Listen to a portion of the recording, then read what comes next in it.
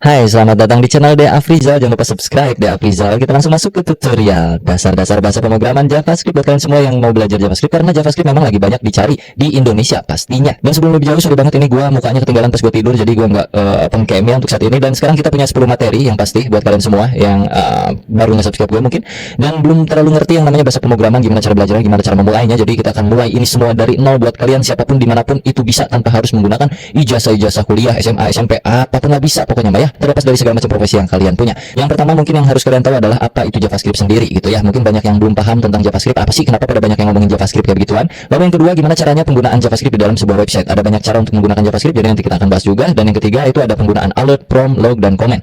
Untuk yang keempat ada variable, gimana cara kita mendeclare variable, variable ataupun mengisi value terhadap variable itu sendiri. Di poin kelima kita akan belajar tipe data dan juga operator, karena tipe data itu memang banyak sekali di berbagai macam bahasa pemrograman. Itu tipe data memang sangat banyak, termasuk juga di JavaScript bro ya. Ada yang bertipe objek dan ada yang non objek. Lalu di poin ke-6 kita akan belajar JavaScript array method, dan di poin ke-7 kita akan belajar bagaimana cara melooping di dalam JavaScript menggunakan for, while, do while, dan apa bedanya antara ketiga hal tersebut. Lalu yang ke-8 kita akan belajar yang namanya conditional statement, if else, dan juga switch kalau secara teknisnya. Dan terakhir di nomor 9 itu ada tugas kecil buat kalian semua supaya bisa menambah jam terbang dalam belajar ngoding. So disclaimer dulu sebelum kita mulai ngoding, ini untuk pemula, nggak pernah ngerti coding sebelumnya. Gue akan jelaskan secara detail dan rinci per materi. Materi yang udah gue sebutin tadi gue akan jabarkan secara manusiawi, oke? Jadi buat subscriber gue yang udah mengerti, silahkan di skip aja. Kalau misalkan dari materi yang gue sebutin tadi kalian udah banyak paham, ya udah skip aja. Tapi kalau buat kalian yang baru pertama kali mau menyentuh JavaScript, bisa diklik langsung dari awal video ini, atau kalian mau skip ke beberapa segmen di dalam video ini. Udah gue bagi-bagi waktunya. Jadi kalau kalian mau belajar misalkan langsung ngajlem gitu bro, atau loncat ke bagian array, silahkan masuk sana.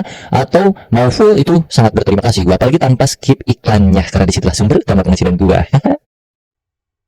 Jadi buat kalian yang belum tahu JavaScript, JavaScript itu bukan sekedar untuk merubah tampilan user interface UI, tapi juga bisa sebagai bahasa pemrograman atau scripting language untuk membuat sebuah game development atau web server atau bikin aplikasi, APK juga bisa. Terus dia juga bisa, ya pasti bisa bikin website jadi lebih interaktif lagi. Jadi dengan JavaScript itu bisa membuat sebuah elemen HTML menjadi lebih dinamik lagi, lebih interaktif terhadap user. Contohnya misalnya bisa komponennya bergerak, di dalam website kalian bisa melihat animasi-animasi, itu kurang lebih bisa menggunakan JavaScript. Dan JavaScript ini dipakai di perusahaan untuk kebutuhan-kebutuhan tertentu, pastinya banyak banget, mulai dari IoT, terus misalkan machine learning. Dan untuk mempelajarinya sebenarnya di awal itu cukup mudah, tapi nanti ketika kalian udah mulai masuk dan mulai kecanduan sama JavaScript, disitulah titik letak kesulitannya bro ya. Jadi dinikmati aja, gue jamin kalian bakal bisa ngikutin dari nol sampai video ini selesai. Gue jamin siapapun lo itu, asal dicoba aja dan jangan lupa teliti. Baiklah, kita mulai langsung saja ngodingnya dari awal bro ya. Di sini di desktop kalian bisa lihat tidak ada apa-apa.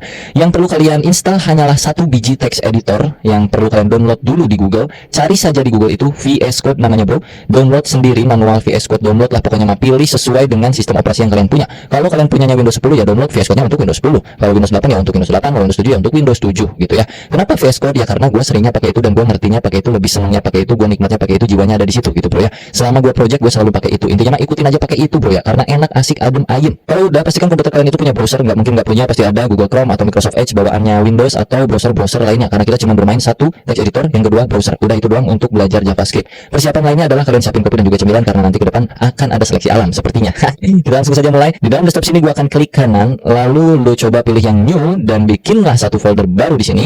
Namakan ya, kalian lihat di sini ada foldernya. Jangan lihat folder gua yang lainnya, karena di sini foldernya banyak folder game anak-anak. Oke, di sini namain aja belajar JavaScript, belajar JavaScript dasar. Gini ya boleh. Lalu klik 2 kali foldernya. Akan muncul seperti ini, betul? Sama. Nah, kalau kita udah muncul seperti ini bro, lu pergi dulu ke bagian view seperti biasa. Ini setiap tutorial gue selalu ulang-ulang supaya kalian nggak bingung nanti ke depannya. Klik tombol view ini. Perhatikan di bagian sebelah tengah sini bro, ada yang namanya file name extension. Make sure, pastikan lu centang file name extension ini. Kalau tidak dicentang, lu akan kebingungan dengan nama file JavaScript yang kalian udah bikin nanti ya. Ini kalau gua nggak centang, pokoknya bakal bingung. Mending lu centang aja ini. Terus kita klik kanan di area folder sini, new text document, sampai muncul seperti ini. Nah, kalian perhatikan di sini ada titik txt, yang artinya txt itu adalah extension file name-nya. Kalau gua nggak centang ini, titik txt tidak akan muncul. Sekarang, rename ini menjadi index titik html. Txt-nya hapus aja menjadi seperti ini. Kalau sudah kalian enter, dan nanti akan muncul kayak beginian, tinggal di yes aja. Sampai berubah index titik html-nya menjadi logo Chrome atau logo browser bawaan kalian, atau bahkan tidak ada logonya sama sekali. Tidak apa-apa. Kalau udah seperti ini, kalian bisa klik window explorer atau tombol Windows di keyboard kalian sampai muncul seperti ini, lalu ketik VS Code. Muncul VS Code seperti ini, tinggal klik aja. Akan terbuka welcome seperti ini. Welcome ini kalian close aja, jadi kosongan seperti ini. buka yang bagian atas Explorer dari VS Code-nya. Di sini disuruh open folder. Maka kita masukkan folder belajar JavaScript dasar. Yang mana foldernya itu ada di desktop kita. Ini. Kita tarik ini ke sini. Sampai ada tanda biru di sebelah kiri. Ini yang sebelah kiri itu namanya workspace kita. Tempat kita bekerja ya, folder-foldernya. Masukin. Dan akan menjadikan seperti ini. Tinggal kita yes. Ini centang. Yes. Dan kita buka index.html-nya. Kosong, belum ada apa-apa. Gua perbesar dulu ya. Gua zoom in dengan cara Ctrl plus tombol plus. Nah, plus tombol plus, pusing lu. Sebelah backspace tuh ada tombol plus kalau kalian mau zoom in ya. Kayak gini tuh. Minus atau plus sekaligus juga ditekan Ctrl di keyboard kalian, dia akan jadi zoom in, zoom out. Right? Tahapan pertama kita coba dulu coding JavaScript-nya sedikit dengan cara buka tag HTML yang namanya script. Nih, kalau gue pencet T, lalu gue tutup, dia akan tertutup otomatis kalau di VS Code gue, karena gue udah pakai extension. Kalau kalian bingung, jangan dulu pakai itu, biarkan kalian mengetik manual. Ketika aja manual seperti ini adalah syarat supaya kita bisa ngoding JavaScript-nya di dalam sebuah file HTML. Yang mana file HTML itu adalah file untuk bisa kita buka di browser. Script-nya di tengah-tengahnya itu enter dulu aja. Di sini kita coba bikin yang namanya alert. Lalu pakai buka tutup seperti itu ya. Kalau udah pakai string, terus kalian string itu apa yang namanya quotes. Terus di tengahnya kalian coba ketik aja hello world, standar hello world. Lalu kalian save dengan cara Ctrl plus S. Kalau udah buka lagi browsernya, ini kita klik sampai muncul browser seperti ini. Terbuka browsernya dan muncul tulisan hello world di sini. Kalau udah berarti JavaScript-nya berfungsi. Oke, ini gua akan minimize. Sebenarnya JavaScript ini kan terintegrasi di dalam HTML ya. Bisa kita panggil dengan dua cara untuk penggunaan JavaScript. Yang pertama adalah dengan cara JavaScript di dalam sebuah HTML-nya langsung, atau bisa kita sebut internal JavaScript. Atau yang kedua, kita pisahkan file script-nya di file lain selain HTML, atau yang kita sebut external JavaScript. Untuk memulai ini kita hapus aja, ini cuma permulaan doang. Jadi kita bikin dulu tag HTML seperti biasa, HTML, enter, lalu di dalam HTML selalu ada head. Oke. Lalu di sini selalu ada body. Nah, untuk scriptnya itu kita akan taruh di atas slash body ini, ya. Kita akan pakai internal JavaScript. Di dalam body sini, gua akan pakai script yang kayak tadi lagi, lalu ditutup. Di tengah-tengahnya gua kasih alert lagi. Hey, kayak gini. Jangan lupa titik komanya. Untuk di bagian head itu mungkin kita taruh title aja supaya yang penting ada isinya. Title dia Afriza atau nama kalian. Kalian cuekin warna yang ada di tampilan gua, biarkan ini extension gua ngaco VS Code-nya ya. Pokoknya kalau warnanya beda biarin aja. Kalian coba save dan reload lagi browsernya. Refresh, tombolnya ada di sini. Muncul hey, oke? Berarti script JavaScript internal kita berfungsi. Karena gua nggak mau internal, gue pengen eksternal. Jadi kita bikin satu file baru di dalam workspace kita sebelah kiri sini. Create aja di sini, ini new file bro, ya, yang ini, klik. Terus kalian bikin yang namanya, contohnya apa ya? Main.js. Main itu artinya utama, bukan main bermain, bukan, tapi utama. Enter aja. Di dalam sinilah script yang akan kita eksekusi, yang akan kita panggil di dalam HTML. Jadi script yang tadi di dalam HTML, ini bagian tabnya ya. Ini main.js, ini index HTML. Ini kita akan hapus. Kita tinggal panggil aja main.js-nya. Cara panggilnya, script, tutup scriptnya. Kalian jangan main di tengah sini, tapi main di sebelah sini. Kalian spasi dulu. src, nah kayak begini, pakai quotes. src itu artinya source-nya dari mana nih script nih? Source-nya adalah dari main.js. Jadi kita tinggal ketik aja di sini main.js. Lalu udah di save, supaya tampilan websitenya seenggaknya ada tulisan sesuatu. Jadi kita di sini tulis aja H1 belajar JavaScript dasar. Save. Jangan lupa buka tutup elemennya. Untuk JavaScript-nya seperti ini, dan ini akan memanggil file main.js, yang artinya JavaScript yang ada di dalam main.js akan terpanggil otomatis di HTML sini. Jadi kalau gua buka browser, pas gua refresh, dia udah muncul belajar JavaScript dasar, tapi belum ada alertnya. Alertnya nggak perlu kita ketik lagi di sini, karena kita udah pakai eksternal JavaScript. Yang mana eksternal JavaScript-nya? Yaitu yang main.js. Ini. Di sini kita coba alert. Hey ho. Save. Oke. Kalau sudah, kita refresh lagi browsernya. Echo-nya udah masuk, artinya eksternal JavaScript kita sudah berfungsi. Oke, sekarang kita akan belajar yang namanya alert, prompt, log, ataupun comment. Alert itu kurang lebih yang memunculkan ke bagian halaman browser, seperti tadi kalau kita refresh, ini alert, itu bawaan dari JavaScript-nya. Terus ada juga yang namanya prompt, ada juga yang namanya log, dan codingan itu bisa juga di comment, yang artinya tidak akan tereksekusi. Kita mulai dulu ya. Ini kalau kita nggak mau pakai, kalian bisa ketik Ctrl tekan plus slash yang ada di sebelah shift keyboard kanan kalian. Jadinya seperti itu. Atau kalau pusing, di sebelum alert sini kalian pencet aja slash. Jadinya seperti ini. Kalau kalian save, terus refresh lagi browsernya, alertnya tidak berfungsi. Yang mana artinya, slash ini adalah sebuah blok komen, supaya codingan kalian tidak akan tereksekusi. Tujuannya apa? Tujuannya untuk memberitahu kepada developer lainnya, kepada programmer lainnya, kalau bagian codingan ini adalah codingan apa, misalnya kayak gitu kurang lebih. Dan juga bisa dengan cara seperti ini, slash bintang. Misalnya sini alert lagi, lalala.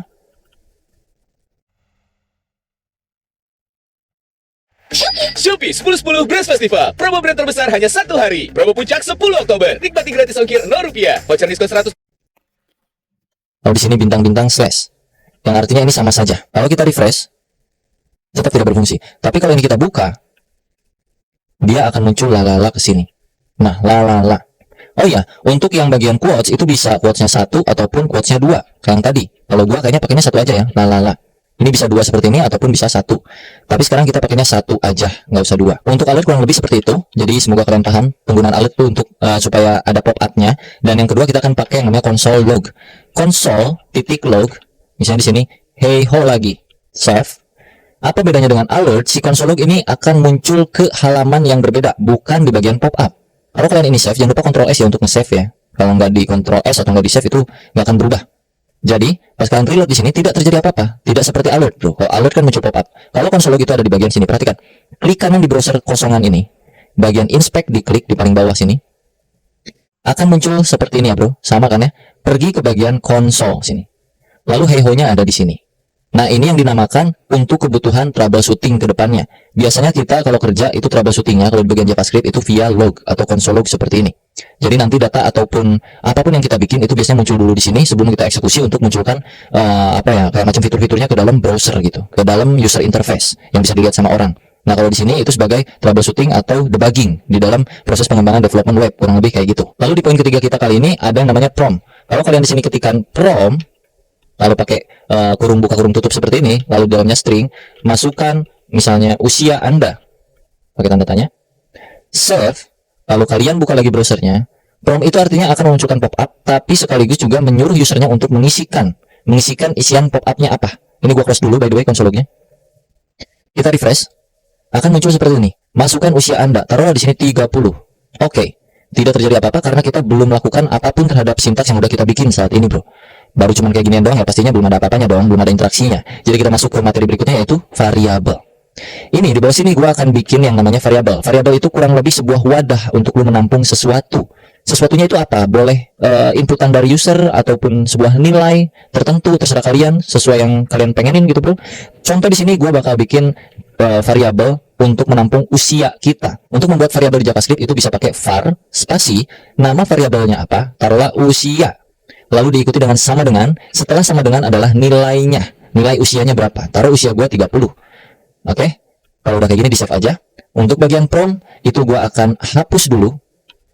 Seperti itu. Untuk bagian konsol gua akan pindahkan ke bawah. Ini di cut, Ctrl X. Ini di bawah kalian Ctrl V, paste. Oke? Setelah hey ho, kalian tambahkan di sini sedikit. Hey ho, usia kamu adalah spasi. Di sini pakai plus. Masukinlah variabel ini usia ke sini. Yang artinya, hey ho, usia kamu adalah plus usia. Maksudnya di sini adalah kita akan mencari tahu nilai dari usia itu berapa sih gitu. Makanya dipanggil di konsol usia kamu itu berapa. Yang mana di sini nilai usia adalah 30. Maka nanti ke konsol akan muncul, hey ho, usia kamu adalah 30 gitu. Kita coba ya. Save, terus pergi ke browser, refresh, inspect elemen lagi. Terus pergi ke bagian konsol, kalau nggak muncul, ini ada di bagian sini, konsol. Hey ho, usia kamu adalah 30. Artinya, variabel usia berhasil dibuat, bro. Ini usia udah berfungsi dengan variabel bernilai 30. Nah, untuk bikin variabel itu ada banyak cara. Yang pertama bisa pakai var untuk menampung variabelnya, atau menggunakan cons untuk menampung variabel juga sama. Dan X misalnya sama dengan 1. Dan juga ada let. Let Y sama dengan 2, misalnya kayak gitu. Perbedaannya adalah kalau cons itu nilai ini nggak bisa diubah-ubah sama sekali. Kalau let itu sama kayak var. Let itu nilainya bisa berubah, cons itu kayak konstanta. Kalau let itu kayak biarin lah, ya kan bahasa Indonesianya let itu biarin lah, mau diubah juga bebas. Kita kasih contoh, bro. Ini gua hapus lagi semua. Kita coba pakai cons sama dengan cons usia sama dengan 30. Kita save, kita refresh lagi browsernya. Masih sama hasilnya. Lalu kalau misalkan kita assign lagi nilai baru terhadap variabel ini, yang mana variabel itu bisa ditimpah nilainya. Ini nilai awalnya adalah 30, terus kita timpah usia sama dengan 35. Save. Ini akan terjadi error karena usia sudah fix nilainya, bro. Dengan variabel bertipe konstanta ini, 30-nya itu udah fix, nggak bisa diubah-ubah. Jadi ketika kita mau kasih tahu bahwa di baris keempat itu usia harus diubah menjadi 35, yang tadinya 30, itu nggak akan bisa. Kalau kita save, terus kita reload lagi browsernya, maka akan terjadi error seperti ini. Assignment to constant variable. Itu nggak bisa, karena variabelnya bertipe konstan, kurang lebih kayak gitu. Tapi kalau kita ganti constnya jadi let, alias biarkanlah usia itu awalnya 30, sisanya serah lu. Mau ganti usianya jadi 35, berapapun itu serah. Kalau kita save, terus kita reload, maka usia kamu adalah 35. Loh bang, 30-nya kemana? Aturannya begini bro, karena ini interpreted ya bro, disebutnya itu interpreted. Artinya, dia akan mengeksekusi satu persatu kode dari atas ke bawah. Pertama, kode ini akan dieksekusi nih, let usia sama dengan 30. Lalu yang kedua, usia, variabel usia itu diganti nilainya jadi 35. Dan di sini console log, usia, yang mana usianya adalah nilai usia terakhir itu berapa akan kita munculkan di sini. Yang terakhir kan 35. Karena dia ada di baris keempat, sedangkan let usia 30 itu ada di baris ketiga. Jadi nilai terakhir dari variabel usia adalah 35, sehingga muncul ke bagian konsol itu juga 35. Bagaimana tentang variabel? Cukup mudah bukan? Lalu, kalau udah kayak gini kita coba combine semuanya. Misalkan, ini kita nggak mau pakai console log atau biarinlah console lognya di sini, terus kita tambahin lagi di bawah itu bisa. Pakai misalnya alert usia, save. Jadi pas kita refresh browsernya 35. Oke? Kalau di konsol itu tetap hey ho usia kamu adalah 35. Nah, kalau pengen misalkan kayak yang di konsol ada tulisannya sama aja. Di sini lu kasih kayak begini, tambahin plus juga. Di sini lu kasih aja kayak macam usia kamu adalah save, reload lagi. Usia kamu adalah 35, betul? Kalau pengen kita combine lagi dengan yang namanya prom, jadinya seperti ini. Kita hapus semua ini. Oke. Kita bikin sebuah variabel untuk menampung prom. Ini agak bermain logik dikit buat kalian yang baru pertama kali mulai bahasa pemrograman. Tadi udah gue ajarin basicnya, sekarang kita bermain pola pikirnya. Karena kita bisa menampung sesuatu di dalam sebuah variabel, artinya prom yang tadi, prom ini, ya kayak gini, berapa usia kamu? Kalau kita save, kita reload, kan dia suruh, mana ya? Loh, kok gak muncul ya? Oh, kurang T, sorry. Ini kurang T, prompt. Kalau kita save, terus kita reload, berapa usia kamu? 33. Nah, gue pengen setelah usernya menginputkan usianya berapa, gue pengen sistemnya bakal munculin pop-up usianya tuh berapa sebenarnya, ya. Jadi artinya prom ini kita masukin aja ke sebuah variabel. Di sebelah kiri kita bikin dia let usia sama dengan yang tadi ya bro. Nah, daripada kita mengetikkan secara manual di sini usianya 30, gue pengen tuh user aja yang ngetikin usia lu berapa. Ntar dijawab sama sistem usianya sebenarnya berapa, kayak gitu kurang lebih. Di sini tinggal kasih alert aja. Usia Anda adalah plus usia, sama aja kurang lebih. Cuma kita masukin prom ke dalam sebuah variabel. Kalau udah di save, terus kalian lihat lagi browsernya. Berapa usia kamu? Taruhlah 45. Kalau oke, muncul alert usia Anda adalah 45. Berhasil, teman-temanku? Oke, kita lanjutkan. Untuk yang ini gua akan hapus dulu. Bagian ini juga gua hapus. Kita akan coba cari tahu tipe data di JavaScript itu ada apa aja. Tipe data itu kurang lebih value dari sebuah variabel itu bernilai apa, jenisnya. Contoh, let x, janganlah, let nama sama dengan, pakai kutip seperti ini, Dea Afrizal. Terus kalian bikin lagi di bawahnya, misalnya let usia sama dengan 30. Oke, terus kalian gabungkan di dalam sebuah konsol log menjadi seperti ini, atau alert boleh. Nama Anda adalah plus, plusnya di luar, nama, plus lagi, dan usia Anda adalah plus lagi, usia. Kalau di save menjadi, nama Anda adalah Afrizal dan usia Anda adalah 30. Oke, nama ini bertipe string, gue akan kasih komentar di sini, tipe string. Usia berarti tipenya adalah integer atau number, integer number, karena dia angka. Untuk angka itu nggak perlu pakai string seperti ini, kutip atau quote seperti ini nggak perlu, karena dia bertipe angka. Misalkan gue punya tinggi badan, let tinggi badan. Nah, kalau dua kata seperti ini, dua suku kata. Kata kedua itu gue huruf besar biasanya, atau ini tuh di bahasa pemrograman disebutnya camel case, sebutnya ya. Jadi kata pertama itu huruf kecil semua, terus untuk kata keduanya itu awalan dari kata keduanya itu kapital. Tinggi badan itu misalkan gue pengen ada komanya. Nah, koma di dalam JavaScript itu bukan pakai koma di keyboard, tapi pakai titik. Jadi misalnya tinggi badan gue 173.5 cm kayak gitu. Ini biasanya tipe double disebutnya, atau float kayak gitu. Sebenarnya lebih kompleks lagi nanti kalau kita bahas double dan juga float karena ada batasan-batasan tertentu. Tapi untuk saat ini kita cukup ketahui dulu bahwa ini adalah sebuah koma dengan menggunakan titik di keyboard kita, bukan pakai koma ya. Jadi ini bersifat number sebenarnya, tapi numbernya itu bukan bilangan yang tanpa koma, tapi ini bilangannya ada komanya. Jadi biasanya itu disebutnya double atau float, kurang lebih kayak gitu. Lalu berikutnya tipe datanya ada kosong aja. Jadi misalnya let berat badan. Version 4 dulu, energinya gak bisa habis. Hasilnya bombastis. Udah, nggak pakai sama dengan, nggak pakai apa. Ini artinya belum ada nilai atau ini apa namanya ya, cuman dibikin dulu variabelnya dan nanti variabelnya akan diisi kapan-kapan kayak gitu. Nanti akan kita contohkan pengisiannya seperti apa. Jadi biarkanlah seperti ini. Terus misalnya gue bikin lagi satu variabel, taruh aja namanya misalnya apa ya, pacar. Pacar sama dengan, gue belum punya pacar misalnya, gue kasih 0. Null itu juga tipe data. Kalau di JavaScript ya agak sedikit aneh. Null itu nggak tahu lah pendefinisiannya seperti apa ya. Intinya kurang lebih null itu tidak bernilai atau tidak kayak gimana ya, gua susah jelasinnya Pak. Null itu kosong lah kurang lebih kayak gitu ya, nggak ada apa-apanya gitu. Nah daripada kita memunculkan semua data ini dengan cara plus plus plus plus seperti ini, gua akan hapus ini dan kita bikin dengan cara yang agak sedikit mudah. Alert, buka, kalian pakai backtick di sebelah keyboard kalian, di sebelah angka 1 keyboard kalian. Jadi sebelah kiri angka 1 di keyboard itu ada yang namanya backtick seperti ini. Nah, kita akan masukkan satu persatu. Misalnya nama saya pakai $, pakai kurawal seperti ini, masukin variabelnya. Nama saya adalah nama, ya kan? Nama saya nama, yang mana nama adalah Deafrizal. Lalu di sini misalkan usia saya itu $30. Artinya usia saya itu kok 30, sorry, usia. Usia saya itu usia, yang mana usia nilainya adalah 30. Lalu di sini tinggi badan saya adalah $, apa isinya berarti? Tinggi badan. Huruf besar kecil itu sangat berpengaruh, spasi juga sangat berpengaruh, titik koma dan segala macamnya, jadi hati-hati ya. Nah di dalam coding itu sangat sensitif ya, antara spasi, salah kutip dikit, salah huruf dikit itu sangat berpengaruh. Ini pemanggilan harus sama persis seperti apa yang ada di atas ini, jadi nggak boleh beda, oke? Lalu terakhir itu yang berat badan dan juga pacar ya.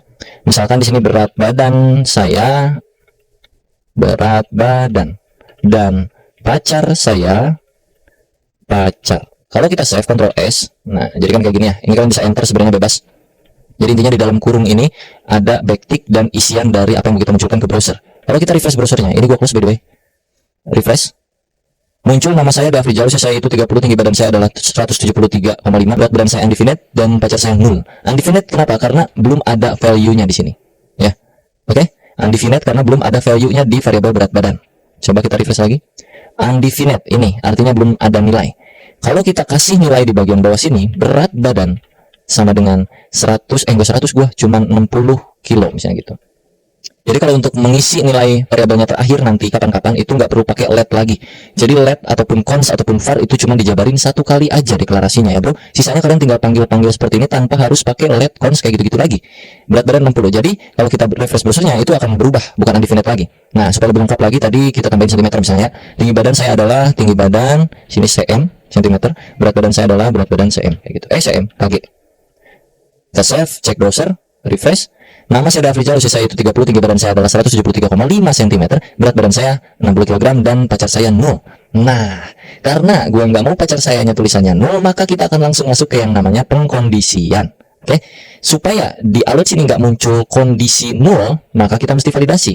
Untuk validasi dalam JavaScript itu kita pakai yang namanya if else atau ini biasa kita sebut pengkondisian lah di dalam bahasa pemrograman ya. Jadi codingannya kurang lebih di atas alert, karena ya kenapa di atas alert? Ya karena alertnya itu kan di paling akhir. Nah kita butuh pacar saya ini harus tervalidasi dulu, terkondisikan dulu supaya nggak muncul 0. Artinya di atas alert sinilah kita ngoding.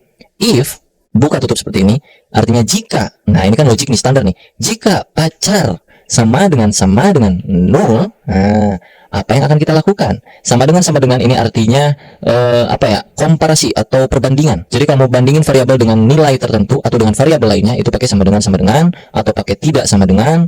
Tidak sama dengan artinya ya kayak apakah pacar tidak sama dengan 2 atau pacar tidak dengan 1 kayak gitu-gitu kurang lebih. Tapi untuk kasus ini kita pakai sama dengan dulu.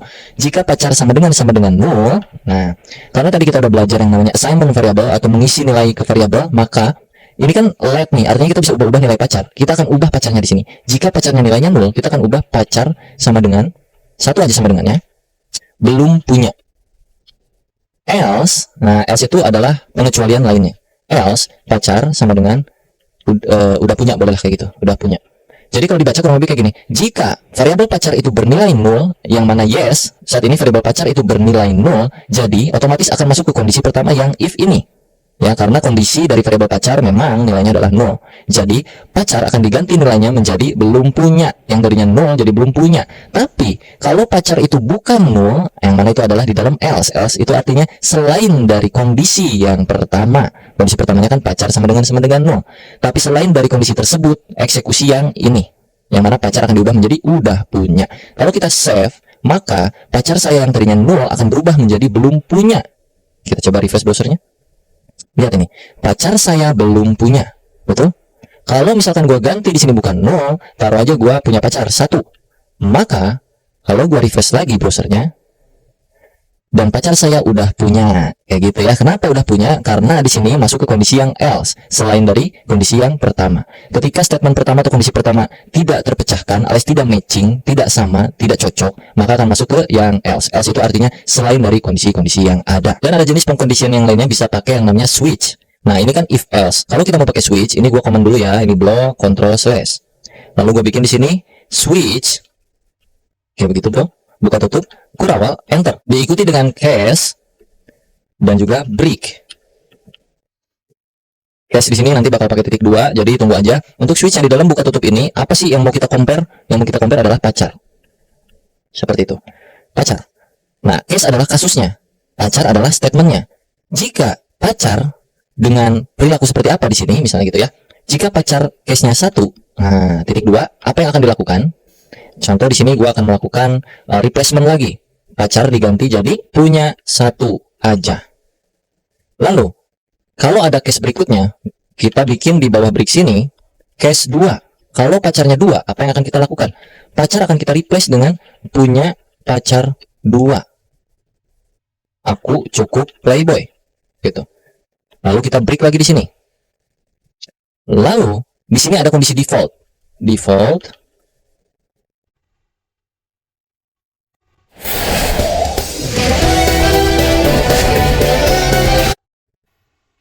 break. Titik 2. Defaultnya pacar sama dengan belum punya pacar. Yang artinya selain 1 dan 2 secara default atau secara bawaan pabrik itu pacar akan bernilai belum punya pacar. Tapi kalau pacarnya bernilai 1, yang mana sekarang kan pacarnya bernilai 1 nih, maka akan diganti pacarnya jadi punya 1 aja. Yang tadinya number diganti jadi string seperti ini ya tipe datanya. Lalu di break artinya ya udah gitu, statement 1 kelar. Lanjut ke statement 2. Kalau pacarnya punya 2, yang mana sekarang nilainya bukan 2, jadi nggak akan masuk sini sebenarnya.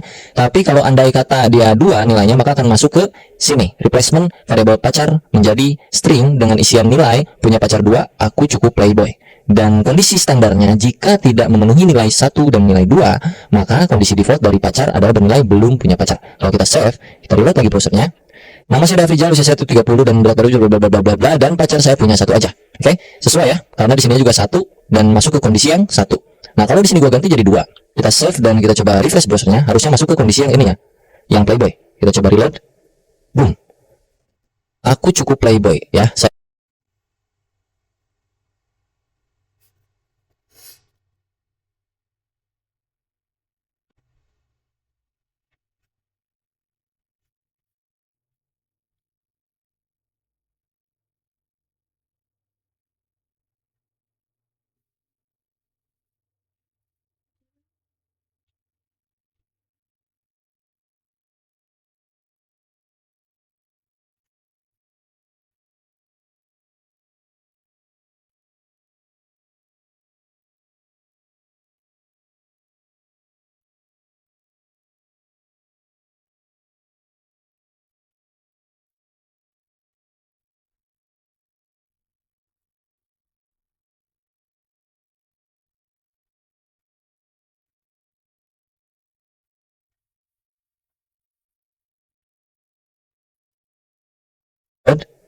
Boom. Aku cukup playboy ya. Saya punya pacar 2, aku cukup playboy. Dan kalau misalkan di sini gua ngacoin segini,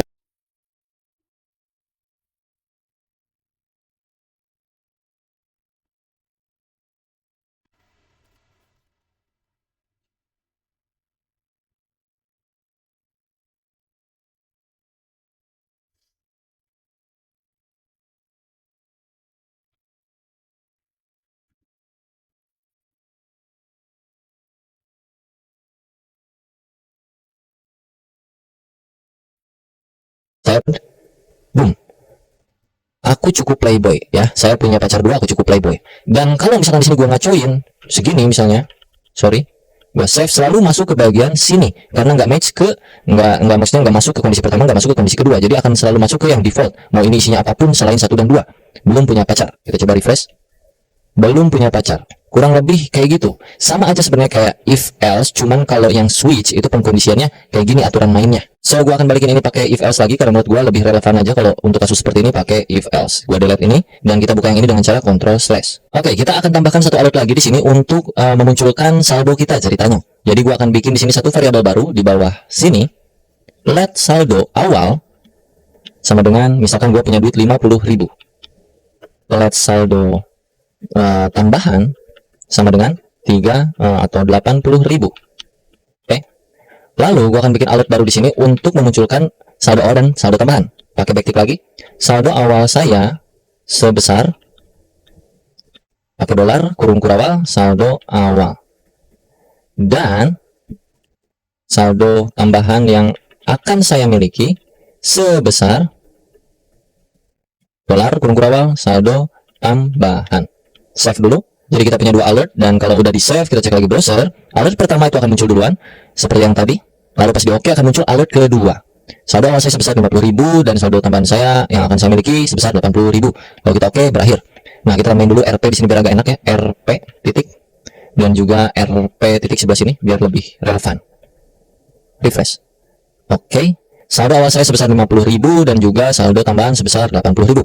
Gua pengen di sini kita tambahkan, jadi total saldo yang saya miliki adalah sebanyak, sebanyak titik-titik gitu ya. Titik-titiknya gimana caranya? Kita akan bermain yang namanya operator di sini, bro. Untuk tahu berapa totalnya berarti kan tinggal ditambahin aja. Nah, cara menambahkannya kita bikin dulu satu variabel penampung nilai akhir dari saldo kita. Kita akan pakai cons di sini. Nilai saldo akhir sama dengan saldo awal ditambah saldo tambahan. Artinya, variabel saldo akhir adalah sebuah rumus. Rumusnya adalah saldo awal ditambah saldo akhir, kayak Microsoft Excel, bro, kurang lebih kayak gitu. Kalau di save, jadi di sini sebanyaknya adalah sebanyak RP titik panggil kurung kurawal saldo akhir. Kalau udah di save, kita cek lagi ya ke browser, refresh, oke, dan saldo akhir yang saya miliki adalah sebanyak 130.000 rupiah. Sudah sesuai. Apakah kalian berhasil? Oke, kita akan lanjutkan lagi. Misalkan di sini kalian punya hutang. Jadi kita akan bermain yang namanya operator ya kan, plus minus kali bagi kayak gitu-gitulah standar. Sebenarnya kalau di codingan untuk level yang saat ini nggak begitu rumit. Jadi taruhlah di sini kalian punya hutang, cons hutang sama dengan kalian punya hutang ya 30.000 dah. 30.000. Artinya saldo akhir itu apa? Saldo awal ditambah saldo tambahan dikurangin hutang, betul? Kurangin hutang. Jadi mestinya 5 plus 8 kan 13 nih, dikurangin 30.000 jadinya 10.000, harusnya 100.000 terakhir ya kan. Kita coba reload lagi browsernya. Reload yang kedua nih, jadi saldo yang saya miliki adalah sebanyak 100.000 rupiah karena ada hutangnya. Kalau misalkan pengen kali-kalian ya udahlah kalian bikin lagi aja di sini, misalnya cons X sama dengan 3, cons Y sama dengan 5, cons Z sama dengan X dikali Y, misalkan kayak gitu. Untuk memunculkan Z-nya berarti tinggal di sini alert Z. Atau kalau pengen lebih bagus lagi ya kayak pakai backtick lagi tadi gitu, bro. Misalkan nilai X sama dengan X dan nilai Y sama dengan Y, maka hasilnya adalah Z ya. Nilai X sama dengan X dikali nilai Y sama dengan Y, maka hasilnya adalah Z. Kalau kita save, alert pertama itu akan muncul yang ini, sisanya sama aja kayak tadi. Pas kita reload, nilai X 93 dikali nilai Y 95, maka hasilnya adalah 15. Kalau dibagi, ini kita bagi, misalnya X dibagi Y, taruhlah X nya 9, Y nya 3. Jadi kalau kita save, otomatis ini ganti dulu nih, jadinya kali jadi dibagi, nilai X dibagi nilai Y, maka hasilnya adalah, kita refresh, nilai X 99 dibagi nilai Y 93, maka hasil akhirnya adalah 3. Kalau misalkan ininya 2 gimana, kan 9 bagi 2 susah tuh, 4,5. Munculnya apa di sini? Kita coba aja save gitu, bro. Reload lagi browsernya.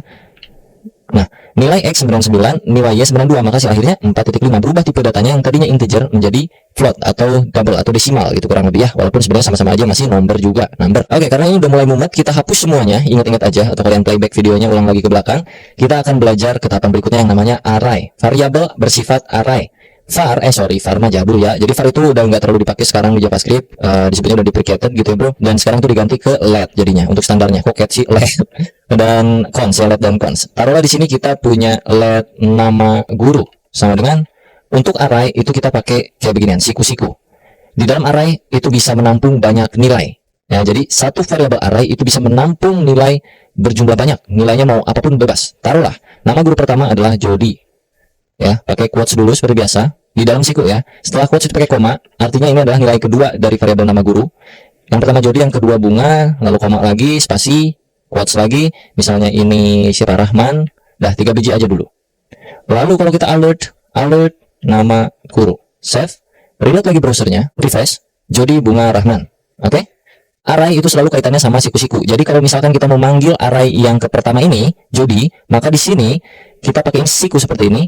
Jody itu ada di urutan keberapa? Ini urutan pertama, ini urutan kedua, urutan ketiga. Itu secara bahasa manusia. Tapi kalau di dalam bahasa pemrograman, itu angka pertama mulai dari 0. Jadi urutan pertama itu bukan 1, tapi 0. Ini 0, ini 1, ini 2. Kalau kita mau manggil Jody, itu di sini berarti 0. Artinya, nama guru yang muncul ke bagian pop-up itu hanya nama guru dengan urutan ke 0. Ini namanya array ya bro ya. Kita coba reload. Jody yang muncul di sini. Kalau kita pengen Rahman, berarti kita harus tahu urutannya. Jody, Bunga, Rahman. Rahman bukan ketiga bro, tapi kedua. Karena dari sini kan 0, 1, 2. Jadi di sininya pakai 2. Seperti ini. Save. Kita reload lagi. Oh, Rahman. Kalau Bunga, berarti dia ada di nomor 1. 0, 1, 2. Save. Kalau kita reload, Bunga. Berhasil ya. Nah, kalau kita mau tambahin isi arraynya itu kayak gimana? Bisa di sini, kayak gini lagi, atau kita bisa tambahkan di luar. Contoh, di sini gue pengen nama guru itu bertambah dari tadinya 3, sekarang kita tambahin beberapa biji, 2 misalnya. Jadi, kita ketik aja nama guru, titik push, yang artinya push itu untuk masukin nilai baru ke dalam sebuah variabel array. Nah, push ini push ke mana? Push ke nama guru. Masukin di sini string secara langsung, taruhlah kita akan memasukkan Dea, dan juga kita akan memasukkan Fikri. Kalau kita save, jangan lupa pemanggilannya kita munculin semua dulu. Supaya memastikan bahwa Dea dan Fikri masuk ke dalam list nama-nama guru. Karena kita udah push lewat metode ini. Kita save dan reload browsernya.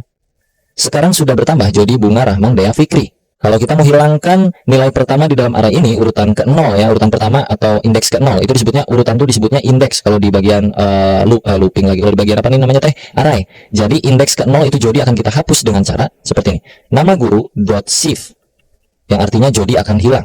Sekarang kita reload lagi. Bunga, Rahman, Dea, Fikri. Jodinya sudah hilang.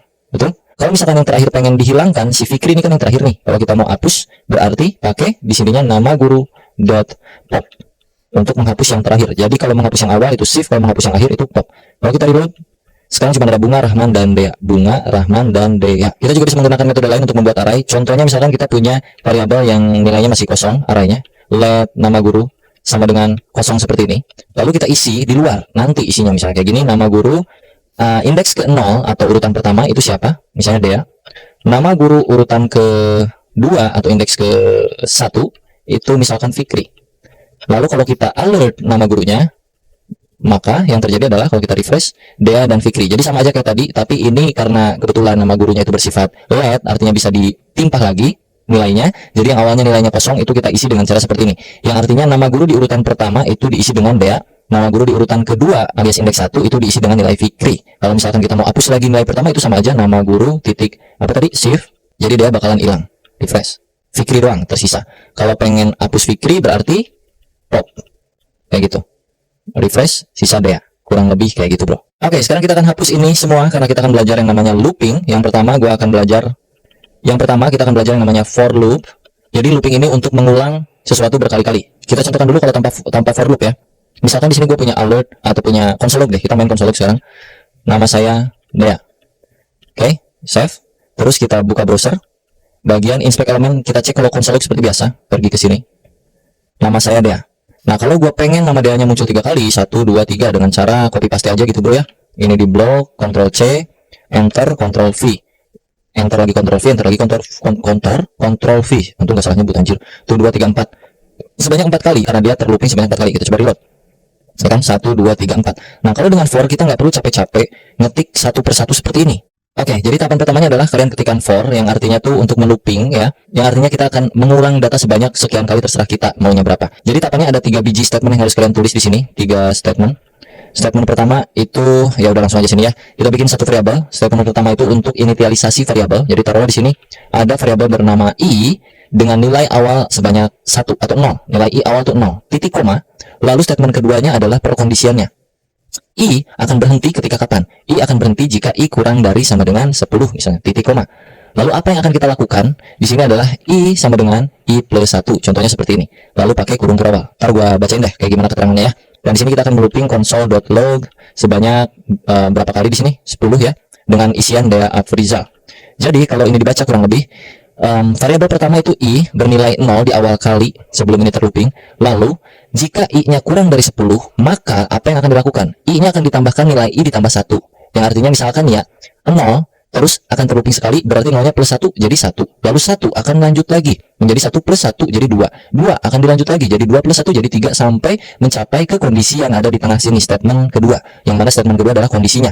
Jadi I akan berhenti kalau nilai I-nya itu kurang dari 10.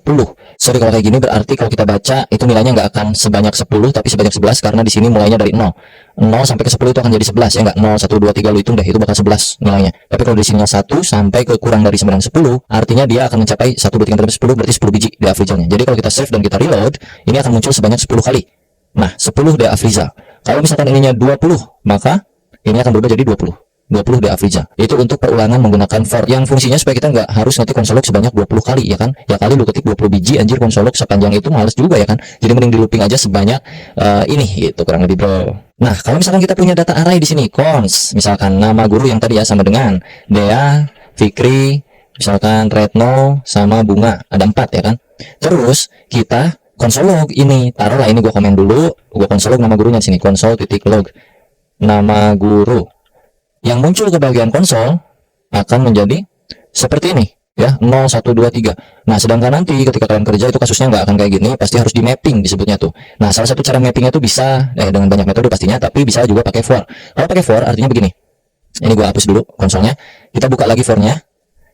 I itu pertama bernilai 1, lalu I kurang dari 20. Nah, ini 20-nya kita ganti nih, supaya kita bisa mapping data ini sebanyak jumlah data yang ada di array sini. Nah, untuk mengetahui jumlah data yang ada di array sini, kita console log dulu di sini, console.log nama guru.length, yang artinya supaya kita bisa tahu jumlah panjang data dari sebuah array. Oke, kalau kita reload, maka ada 4 nih jumlah datanya. Nah, supaya dinamis, 20 ini kita ganti jadi nama guru.length, nama guru.length, kayak gitu. I sama dengan I plus 1, atau kita bisa ganti dengan cara I plus plus. I plus plus itu artinya I sama dengan I plus 1. Penulisan di sebuah codingannya biar lebih sederhana pakai I plus plus. Untuk bagian console log kita bisa hapus aja. Nah, lalu kita console log di sini nama gurunya. Ini hapus isiannya. Nama guru dalam kurung alias siku-siku itu karena kita mau memapping datanya sebanyak I. Ya, sesuai dengan apa yang ada dalam sini. Kalau kita reload maka Fikri, Retno, Bunga, undefined. Undefined itu siapa? Dea. Kenapa? Karena mulainya dari 1 bukan dari 0. Jadi kita mulai dari 0. Kalau kita reload, maka Dea, Fikri, Retno, Bunga. Ini undefined apa? Karena kita pakai sama dengan di sini. Jangan pakai sama dengan. Reload, Dea, Fikri, Retno, Bunga, aman muncul di sini. Kalau dibaca kurang lebih kayak begini bro. Pertama, nilai I atau urutan itu 0 ya kan. Terus I akan di looping sebanyak jumlah data yang ada di sini. Lalu ditambahkan I-nya. Lalu yang kita console log adalah nama guru indeks keberapa. Nah, di sini kan tuh nilai I bertambah terus nih bro. I pertama itu sama dengan 0, terus I kedua sama dengan 1, I ketiga sama dengan 2 ya kan. I1, I2, I3 sampai seterusnya I4. Mau belajar HTML, CSS, dan JavaScript gratis selama 10 hari? Join Revo.u Fundamental. Nah, artinya ketika kita console log yang ini nama guru I, ini kan terlooping terus nih. Si I ini akan ikut ini sebenarnya. Jadi akan kayak gini nih, 0 1 2 3. Terlooping sebanyak 4 kali sampai ke nilai I yang ada di sini secara dinamis. Jadi bakal muncul si semua ini gurunya. Tapi kalau di sini gua pakai manual kayak gini, nama guru urutan ke 0 yang artinya itu Dea, ya tetap aja bro kayak gini, malah Deanya doang yang di looping 4 kali. Kalau misalkan di sininya 1, berarti si Fikri akan terlooping sebanyak 4 kali. Sedangkan kita mau melooping ini semua supaya muncul terpecah-pecah semuanya, jadi di sini sebanyak I kayak gitu. Dan kayak gitu hasilnya. Cukup pusing kan untuk bagian for kalau digabung sama array. Nah, nanti kalau kerja pun gitu, penggabungannya bukan cuman sekedar for dengan array, nanti bahkan ada objek, ada segala macam segala gitu. Cuman untuk tahapan awal kayaknya belajarnya gini dulu aja supaya ada gambaran kurang lebih kayak gimana. Ini juga udah mungkin cukup pusing bagi kalian yang baru pertama kali ngoding, tapi kalau kalian cukup mengerti ya itu berarti ada pertanda baik ke depannya gitu. Masa depannya lumayan cerah. Tapi kalau masih bingung, silahkan dicoba-coba dan dipahami, di playback terus menerus ya bro ya. Nah, untuk looping nggak cuma for, ada juga yang namanya while. Jadi kita akan coba di sini pakai while. Ini gua komen dulu ya. Untuk cons ini gua hapus aja dah. Gua hapus. While itu sama aja. Jadi pertama sintaksnya seperti ini, while, lalu kurawal kayak gitu. While kita bikinlah di sini variabel di luar while ya, taruh variabel I sama dengan 0, boleh. While I kurang dari 10, apa yang akan kita lakukan? Ya tadi aja sama, console.log Dea Afrizal. Ya, jangan lupa tambahkan di sini I plus plus. Jadi ini kalau dibaca, kita punya nilai I, pertama kali nilai I-nya tuh 0. Terus kita looping dengan metode while, dia akan berhenti jika I-nya bernilai 10. Jadi kurang lebih kondisinya ada di sini dan tereksekusi di sini. Jadi kalau kita save, deafrizal sebanyak 10 kali. Kalau ini gua ganti jadi 20 sama aja sebenarnya. Nah, berbeda dengan yang do while. Ini while ya. Kalau do while itu agak beda. Jadi kalau do while itu sintaksnya seperti ini. Do lakukan apa? While gimana gitu kurang lebih. Jadi do lakukan dulu misalnya console.log deafrizal while i sama dengan kurang dari 10. Taruhlah. Ini while yang ini gua hapus ya. Ntar kita bakal tahu bedanya apa. Jangan lupa ditambahkan di sini i plus plus. Sorry di sini. Lakukan penambahan nilai i yang tadinya 0 sampai i-nya bernilai kurang dari 10 yang tadinya 0. Bedanya kalau do itu akan dilakukan dulu, dieksekusi dulu sekali ini penambahannya, baru dia akan mencari kondisinya. Kalau yang while dia akan mencari kondisinya dulu baru mengeksekusi. Tapi kalau yang do itu dia eksekusi dulu satu kali di sini baru ngecek ke kondisi. Jadi kalau kita reload itu masih sama aja kayak gini. Cuman kalau kondisinya nggak matching nih ya, taruh di sini 10 ya. Terus gua reload, maka dia akan tereksekusi deafrizal satu kali. Sedangkan di sini kondisinya 10. Tapi di sini while-nya ketika i kurang dari 10. Sedangkan di sini i kan 10. Jadi harusnya tidak ada yang tereksekusi. Tapi kalau kita pakai while, ini aman. Kalau pakai do itu bakal tereksekusi satu kali. Kalau pakai while, nih gue pakai while lagi ya. While i kurang dari 10, lakukan i plus plus console log deafrizal. Nah, kalau tadi kan muncul ya deafrizal di sini. Ini kalau gue reload, dia nggak akan muncul karena dia itu akan mencari kondisi ini dulu ya. Kondisinya ini kan nggak cocok bro, i kurang dari 10 kan nggak, ini kan 10 sama dengan 10, bukan kurang dari 10. Kurang dari 10 itu 9, 8, 7, 6, 5, 4, 3, 2, 1 kayak gitu. Nah jadi si while itu nggak akan mengeksekusi codingan yang ada dalam sini kecuali kondisinya cocok. Tapi kalau do while mau kondisinya kayak gimana pun dia akan mengeksekusi terlebih dahulu satu kali, baru dia akan pergi ke kondisinya gitu kurang lebih ya. Oke, untuk terakhir ada tugas kecil buat kalian semua. Jadi tugasnya kurang lebih kayak begini, akan gua contohkan. Pertama kita akan pakai yang namanya prom untuk mengetahui ya, sorry ini kita ganti tugas kecil. Prom untuk mengetahui saldo akhir dari apa yang diinputkan oleh user. Oke, ini tugas pertama. Lalu tugas kedua adalah menentukan hari dari tanggal yang ada saat ini di komputer kalian, di PC kalian. Oke, gua akan kasih clue nomor 2. Kalau nomor 1 kan itu mudah ya. Nomor 2 itu kita harus cari tahu dulu sekarang itu tanggal berapa. Jadi kalau gua bikin penampungan variabel di sini let hari sama dengan new date kayak begini. Kita save console log harinya biar tahu bener atau enggak. Kita refresh browsernya. Nih, harinya adalah Monday, Februari 06 2023. Nah, kita tuh butuh Monday-nya, harinya supaya kita bisa tahu ini tuh hari apa, hari keberapa gitu ya. Jadi di sini gua kasih clue aja satu variabel hari dengan cara codingan seperti ini get day, kayak begini. Dan kalau kita console log, ini artinya objek dari JavaScript di sononya ya bro ya, kita panggil supaya kita bisa tahu hari apa sekarang. Kalau kita load, dia akan muncul 1 karena sekarang hari Senin. Tapi kalau gua ubah ini hari gua jadi Selasa, dia akan 2, 3, 4, 5, 6 sampai 7 itu minggu.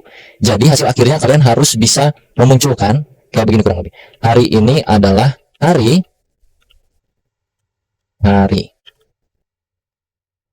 ini adalah hari 1. Nah, satunya ini ganti jadi Senin. Ya, kalau 2 berarti jadi Selasa. Kalau 3 jadi Rabu kayak gitu-gitu. Ini mau console log, mau alert juga boleh. Terserah kalian. Tugasnya kurang lebih itu aja untuk kalian. Silahkan diulik semuanya.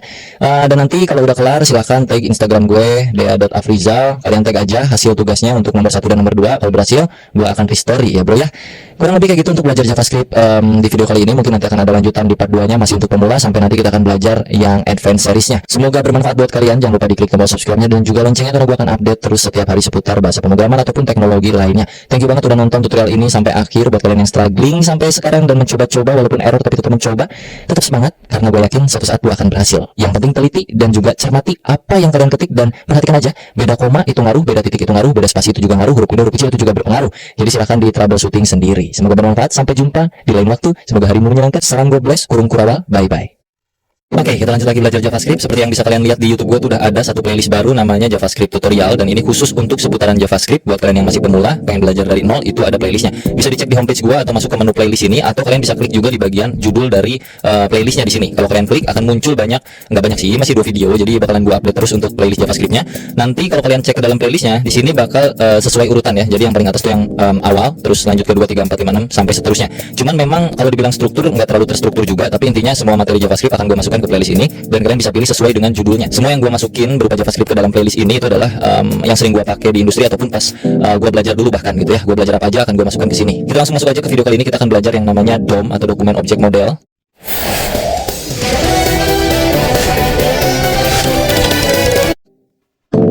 Jadi buat kalian yang belum tahu tentang DOM itu kurang lebih kayak standarisasi dari W3C atau World Wide Web Consortium. Susah banget ngobrolnya memang.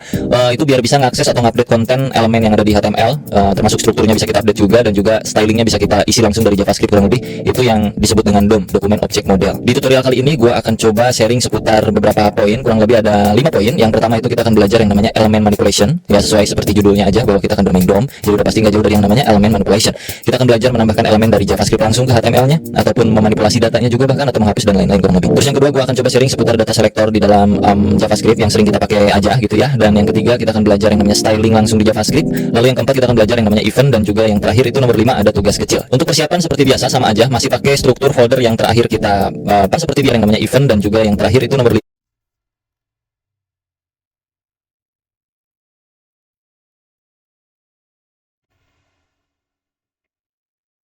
ada tugas akhir kita pakai belajar di beberapa video pemula JavaScript di playlist gua.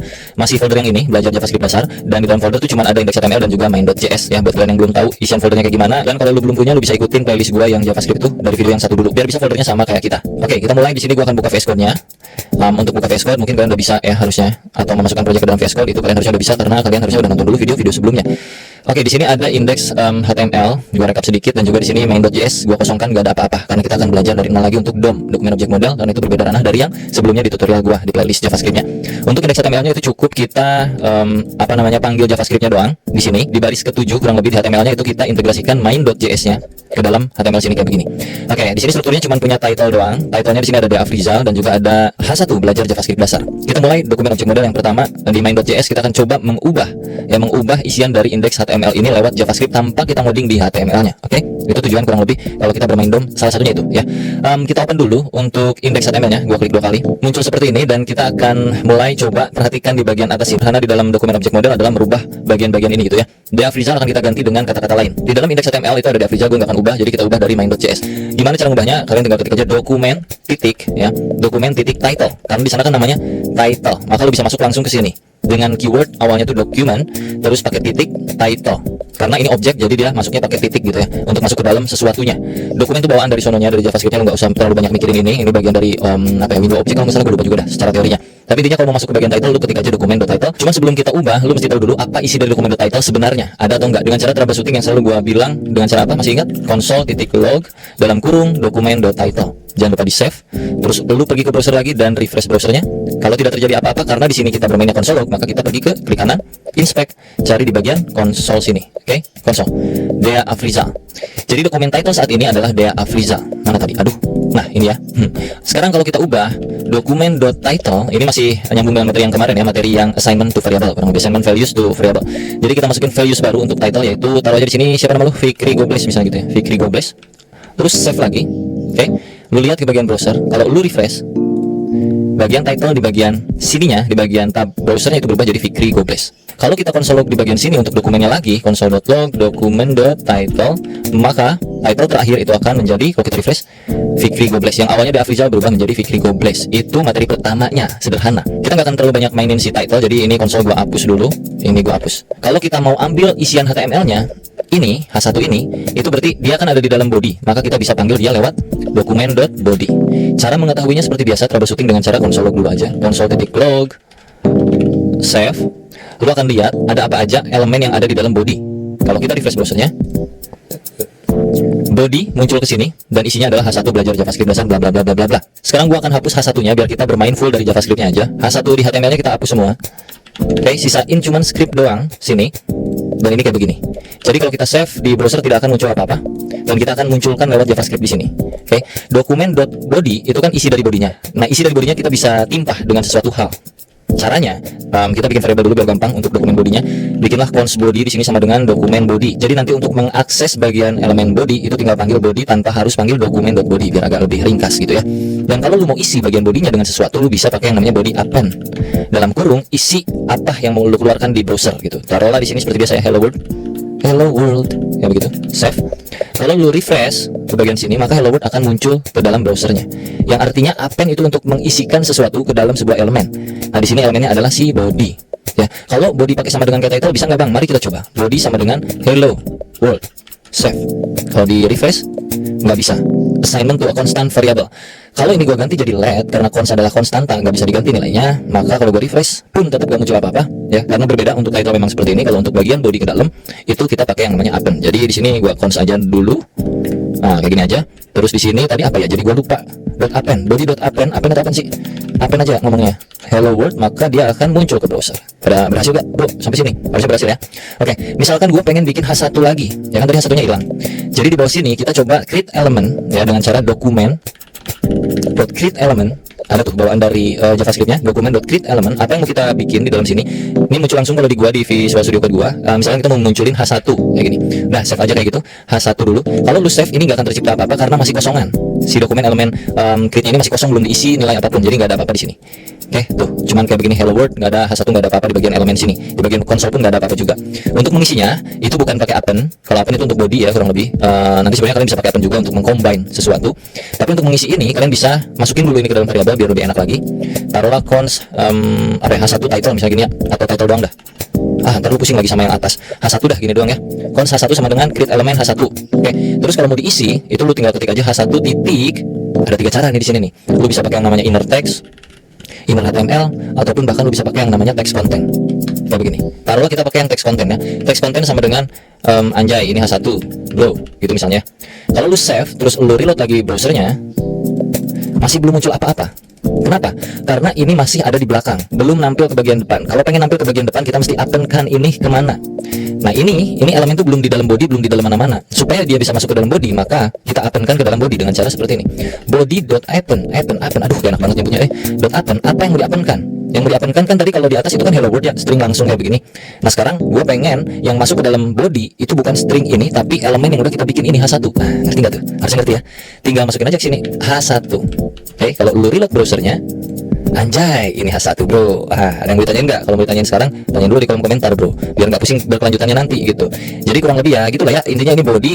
Kalau mau diisi bisa dengan cara append. Isian di body HTML sini tuh bisa dipakein append untuk mengisikan sesuatu apapun itu, mau string, mau elemen itu bisa. Tapi kalau string ya langsung aja kayak gini. Kalau elemen syaratnya lu harus bikin dulu elemennya, apakah H1, H2, H3, div, tabel ataupun lain-lain. Elemen atau elemen sih?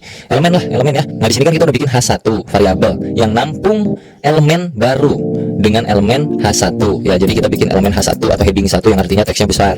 Terus ini kan kalau kita sebar sini dong belum ada isinya dong. Itu baru elemen H1 seolah-olah kayak begini doang nih kalau HTML-nya. H1 tutup H1 kayak gitu doang. Terus di bagian sini itu kita isi teks kontennya yang artinya di tengah-tengah sini di dalamnya itu kita isi bro. Jadinya ini keluar seperti ini H1 anjay ini H1 bro gitu. Nah, kenapa? Karena ya ini kan yang kita isi di dalam H1 teks konten isinya anjay ini H1 bro. Nah, kenapa kalau nggak di-append dia nggak muncul ke bagian browser? Karena kan ini mau dikemana ini? H1 ini mau dikemana ini? Hasil akhir ini nih yang mau dimasukin ke dalam body dong, karena kan HTML itu ada di dalam body kalau mau muncul ke browser ya kan. Jadi kita append lah, apa yang di-append? Append H1 yang di-append gitu. Mengerti dong. Oke, lanjut ya, kita coba bikin pakai yang lain-lain. Taruhlah di sini kalian bikin lagi elemen baru, cons nama saya misalnya gitu, sama dengan dokumen.create element pakai p aja misalnya kan. Terus lu masukin sini p si nama saya variabelnya dot. Tadi kan teks konten nih. Kita coba pakai yang lain ya, pakai inner HTML sama dengan Bea Afrizal. Ini sebenarnya sama aja teks konten inner HTML, cuman ada perbedaan sedikit nanti. Tapi intinya sama-sama muncul ke bagian browser. Ntar gue jelasin. Kalau kita save dan kita reload, dia tidak akan muncul. Nah, masih ingat kenapa dia nggak akan muncul? Karena belum di append, betul sekali. Jadi body.append itu kita masukin nama saya gitu ya. Save, kalau kita reload, boom, Bea Afrizal muncul. Oke, sekarang kita pakai yang satu lagi. Cons nama kamu sama dengan dokumen.create element. P lagi dah, boleh, atau B dah. Nama kamu titik inner text sama dengan nama kamu siapa? Fikri Gobles.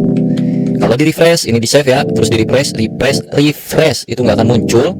Tapi kalau kita append kan, append nama kamu, save terus lu reload lagi, ada Fikri Gobles berupa tag B, Bea Afrizal berupa tag P, H1 aja berupa H1. Hello world string kosong karena tadi di append di atas kosong. Jadi ini kita hapus saja. Begini, pusing sampai sini? Seharusnya tidak ya. Nah ini perbedaan ketiga ini salah satu yang paling mencolok adalah kalau kita injek lagi ke bagian, injek sih, kita masukin lagi sebuah elemen ke dalam sini. Taruhlah yang teks konten di sini ada i ya di dalamnya, i kayak gini. Terus di sini, jangan i, marque gitu, marque. Nah, tutup marquenya. Ini cara-cara jadul yang menakjubkan dulu waktu pertama kali ngoding. Nah ya kayak gini ya. Ini kan elemen HTML yang membuat teksnya bergerak nih. Kita masukin semuanya sini. Ntar kita lihat yang bergerak yang mana. Marquee. Ya lu masukin sendiri aja, pokoknya mah ikutin aja. Tutup Marquee. Nah kita save. Nanti kalian bisa tahu nih perbedaan antara text content, inner HTML dan inner text itu apa. Oke, Marquee ini artinya membuat teksnya berjalan dari kanan ke kiri, kurang lebih kayak gitu. Kita coba reload, refresh. Silahkan. Ada yang tahu bedanya apa? Nah, simpulkan sendiri di kolom komentar ya. Yang mengerti berarti Anda siap lanjut ke materi berikutnya. Kalau tidak mengerti, assalamualaikum warahmatullahi wabarakatuh. Pokoknya mah ya. Gimana? Coba udah komen udah? Pause dulu videonya bro, gua mau ngopi dulu. Gua tidak akan menjelaskan apa perbedaannya, cukup dibuktikan saja kurang lebih seperti itu dan kalian simpulkan masing-masing. Kalau merasa kalian nggak yakin ya silahkan browsing sendiri atau cari di video lain di YouTuber lain ya. Kita lanjut lagi. Ini materi yang kurang lebih seputar apen-apenan lah ya. Bosan ya, kita move lagi ke materi berikutnya tentang data selector. Oke, ini akan gua hapus semuanya sampai sini. Sampai body juga akan gua hapus sebenarnya. Nah, gini aja. Oke. Cuman bermain di title ini doang, terus di HTML kita akan masukkan sesuatu. Taruhlah kita akan bikin yang namanya tombol, boleh di sini ya. Tombol, button, testing atau jangan testing deh. Halo, klik saya gitu ya. Klik saya. Oke. Terus di sini kita punya ID. Pertama kita get by ID dulu ya. Jadi di sini ID-nya misalnya ID itu kurang lebih untuk ngasih tahu ini button tuh spesifiknya apa sih. Nah, supaya kita dari JavaScript bisa tahu ini button tuh punya nilai, jadi kita langsung masukin aja, taruh di sini BTN misalnya gitu ya. BTN 1 dah. Klik saya 1 misalnya gitu. Gua copy ini ke bawah, Ctrl C, Ctrl V, ini klik saya 2, ID-nya BTN 2. Oke, kita reload lagi browsernya. Reload. Ada klik 1 dan klik 2 ya. Oke, console log. Kalau diklik tidak terjadi apa-apa ya. Jadi kita akan coba modifikasi tampilan tombolnya. Jadi kita panggil dulu bagian ID-nya di dalam JS dengan cara taruhlah tadi namanya btn1. Kita bikinkan variabel penampungnya namanya const btn1 sama dengan document.get element by ID dalam kurung. Nah, ini adalah nama ID-nya. ID di btn1 tadi apa? Di button yang pertama itu ID-nya btn1. Kalau lu cek sini, ID btn1. Terus untuk yang kedua kita copy juga ini sama btn2. Ganti aja tinggal 22 kayak gitu. Kalau kita console log btn1-nya, console log btn1. Pas kita refresh browsernya, maka akan muncul button 1 ya enggak? Klik saya 1 sini muncul. Kalau kita console log yang btn2, maka btn2 langsung muncul ke bagian konsol. Artinya kita udah bisa menseleksi lewat JavaScript yang mana elemen tersebut yang mau kita ubah nantinya. Nah, misalkan yang elemen 1 alias button pertama itu akan kita ganti tampilannya. Gua nggak mau ada bordernya, misalnya kayak gitu. Kita coba di sini sekaligus juga dengan styling ya. Jadinya btn1.style. Nah, dot, misalnya gua mau hapus bordernya, langsung aja masuk ke elemen, bukan ke elemen, ke style CSS yang harus kita lakukan kalau mau mengubah border apa? Border kayak gini ya. Sama dengan pakai string none, yang artinya border akan gua hilangkan untuk button pertama. Paham gak tuh? Button pertama style bordernya gue bikin none. Ini memang gabung sama CSS kurang lebih, tapi ya sedikit aja lah ya. Jadi kalau kita refresh, maka dia jadi seperti itu buduk, nggak ada bordernya bro ya. Untuk yang satu, kalau yang dua masih aman. Lu juga bisa timpah-timpah dengan styling lainnya. Taruhlah btn1.style.padding misalnya sama dengan 8px kayak gitu, save. Terus btn1.font size sama dengan misalkan 24px. Terus btn1.background sama dengan misalkan warna backgroundnya itu tomato kayak gitu ya. Terus udah gini dulu misalnya. Kalau kita refresh, waduh gitu ya, kurang lebih itu berbeda sama button yang sebelah sini. Itu via JavaScript, kurang lebih dengan cara yang seperti ini. Ini kalau bicara styling lewat JavaScript ya. Jadi pakai pemanggilan get element by ID itu bisa, atau pakai yang satu lagi. Nah, btn2 itu akan kita panggil dengan cara yang lain. Taruhlah di sini bukan ID nih, misalkan kita punya kelas. Ya kan, biasa HTML itu ada kelas untuk supaya kita bisa styling pakai kelas gitu kurang lebih. Taruhlah di sini kelas btn. Nah, jangan btn lagi lah, ntar lu pusing. Ya boleh deh btn2. Nama kelasnya btn2, kalau ini ID btn1. Untuk panggilnya bisa pakai cara yang paling mudah sebenarnya daripada get element by ID. Ini hanya spesifik, hanya bisa manggil ID doang. Kalau pengen universal itu bisa pakai btn2 sama dengan document.query selector. Nah, dalam kurung lu masukin apa? Misalnya titik. Tadi kan nama kelas tuh pakai titik manggilnya, kalau ID itu pakai pagar manggilnya.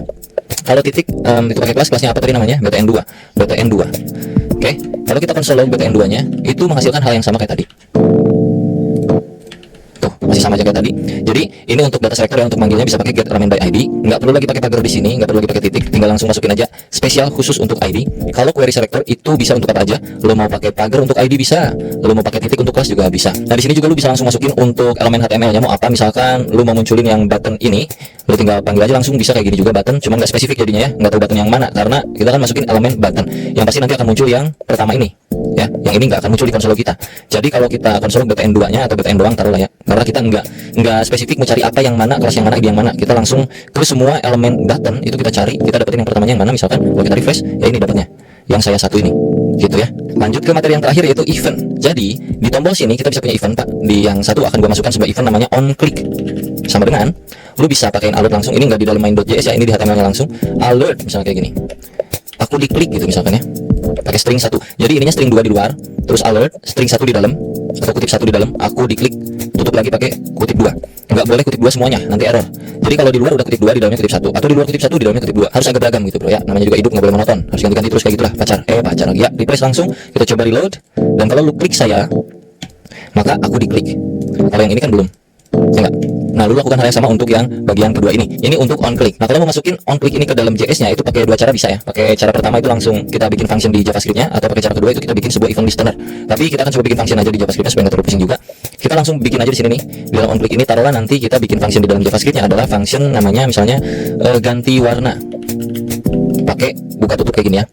Nah, artinya ketika tombol ini diklik, kita akan cari ganti warna. Cari function ganti nama yang ada di dalam script main.js. Karena sekarang belum ada, jadi pas diklik itu belum di refresh, sorry. Ganti warna is not defined. Kelihatan di bagian konsol ya. So kita bikin dulu di bagian main.js.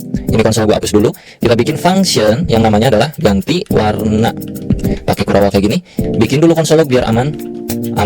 Nah, gitu ya.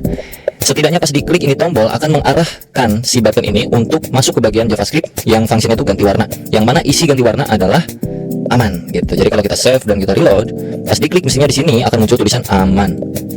Ya, berarti fungsi tuh. Klik lagi 2 3 4 5 6 7 8 9 10. Jadi kalau di sininya kita ganti jadi alert, ditambahin misalnya di bawah alert aman. Kita refresh lagi. Aman muncul sini. Oke. Sekarang kita combine, Pak. Gimana kalau pas diklik ganti warna, itu warna buttonnya berubah. Yang tadinya buttonnya tomato, ya kan? Kalau lu cek nih warnanya, pas diklik dia ubah jadi biru misalnya gitu. Jadi di sini tinggal ini harus dulu ya. btn1 karena kita udah punya button satunya itu yang mana? .style .background sama dengan taruhlah kita ubah jadi aqua alias biru. Aqua itu biru kurang lebih ya. Jadi kalau kita reload, pas diklik harusnya dia berubah biru harusnya. Nah, ada yang sudah berhasil?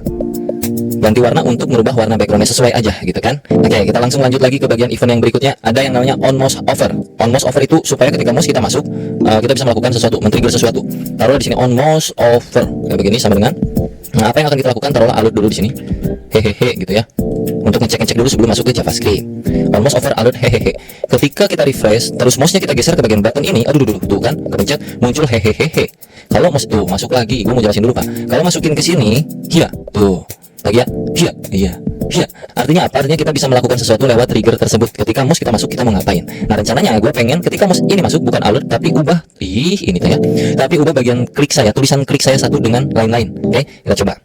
Masuk ke bagian main.js, kita bikin sebuah function lagi, function ubah teks.